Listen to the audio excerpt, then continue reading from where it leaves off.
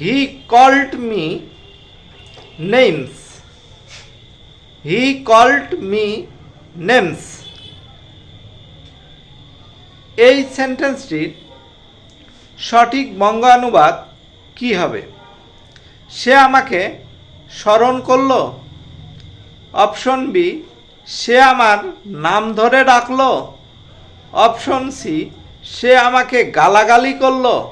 Option D, সে আমার প্রশংসা করলো।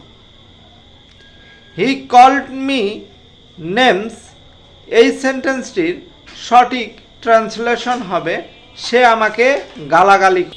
ইংরেজিতে যদি বলা হয় হি কল্ড মি নেমস, এইটা একটা ফ্রেজ হিসাবে ব্যবহার হয়, যার অর্থ হলো সে আমাকে গালাগালি করলো।